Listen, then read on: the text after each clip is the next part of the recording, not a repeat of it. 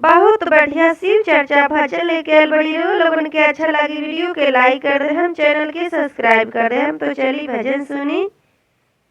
बेल के पातैया पर लिखने विपतिया शिव गुरु पढ़बे कीना। बेल के पातैया पर लिखने विपतिया शिव गुरु पढ़बे कीना। तोहरे शरणिया में आईनी शिव गुरु दया करबे कीना।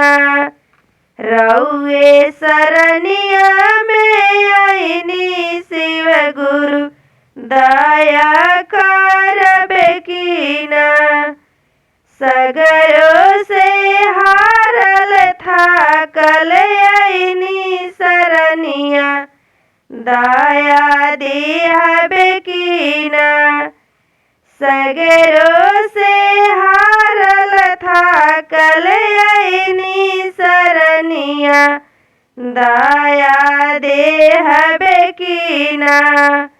रोई रोई करी गुरु तो हसे अरजिया दया देहबे कीना।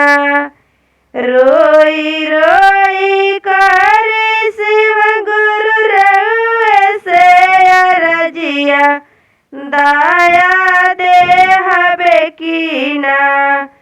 सबका देहनी बाबा महलाया टड़िया हमरा देहबे कीना।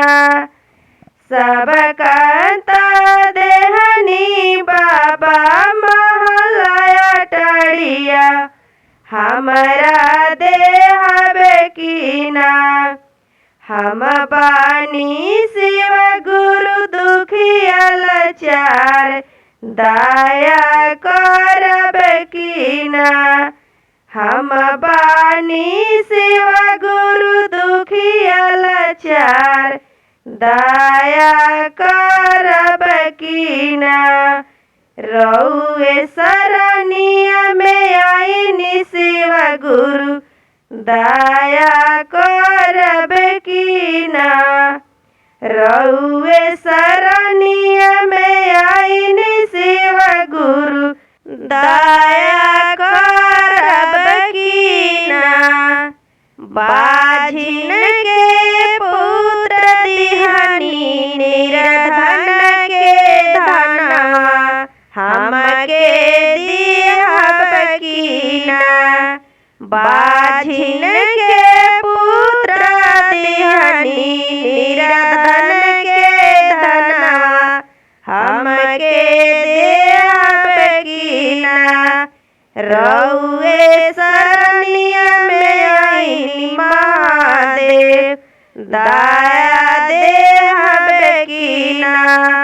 रउए चरणिया में आईनी महादेव दया देहबे कीना।